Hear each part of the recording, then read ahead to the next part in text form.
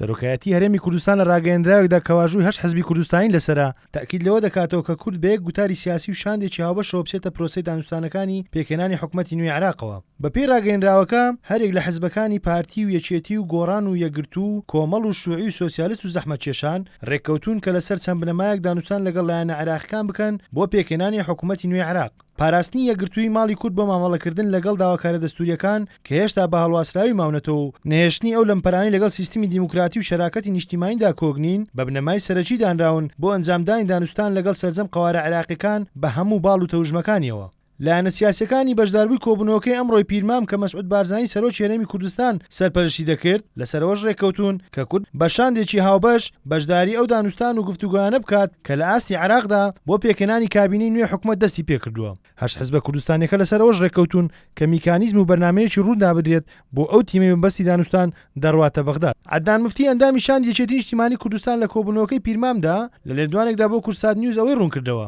هاوڕا بوون لەسەر ئەوەی هێزە کوردستانیەکانی هەڵوێستیان هەبێت و بەرژەوەندیە باڵاکان لە بەرچاو بگیرێت و ناکۆچیەکانی نێوان بەغدا و هەولێر لە بەرچاو بگیرێت لە کاتی دانوستانەکاندا و ڕاشی گەیان کە لە چەند ڕۆژی داهاتوودا لایەنەکان نوێنەری خۆیان بۆ شاندە دیاری دەکەن کە دانوستانەکان بەڕێوە دەبات. دیارە لە هەڵسەنگاندنی وەزعی عێراق و هەڵبژاردنەکان زۆر گفتوگویەکی تێر و تەسەلی بخۆیەوە دی لە کۆتاییدا هاوڕابوون لەسەر ئەوەی کە کورد هێزە کوردستانیەکان دەبێ یەک هەڵوێستیان هەبێتن بە یەک خیتابی سیاسی معاملە لەگەڵ گفتوگۆکاندا بکرێتن بۆ پێکهێنانی حکوومەتی عێراق و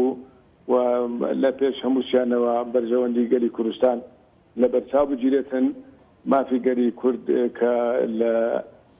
لەگەڵ حکوومەتی فیدرالدا لە بەڕۆشنایی ئەزمموی هەرێمی کوردستان لە معاملەکردن لەگەڵ حکوومەتی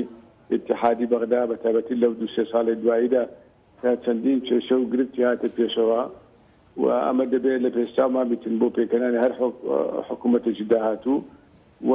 گرنگی بەوە درا کە پێویست دەکاتن پاشی ڕاگەاندنی ئەنجامی هەڵبژاردنەکان کوتلە کوردستانیەکان لە بەغدادا یەک تەحالفیان هەبیتن یەک هاوپەیمانیان هەبیتن بە یەک هەڵوێستی بە یەک کوتلەیی لە پەرلەمانی عێراقدا دەنجیان بەرز بێتەوە داواکاریەکانی گەلی کوردستان لە بەرچاویان بیتن لە گفتوگۆکردنەکاندا.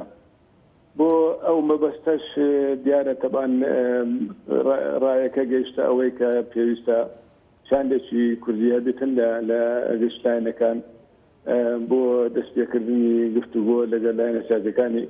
براوەیە بۆ پێکەنانی سەرۆکایەتی پەرلەمان و سەرۆکی کۆمار و دەستنیشانکردنی دواتر ڕێککەوتن لەسەر سەرۆکی ئەنجومەنی وەزیران و بڕیارە لە چەند ڕۆژی داهاتوودا لایەنەکان ئەو کەسایەتیەکە دەبێتە ئەندامی ئەو شاندا دەستنیشان بکەن و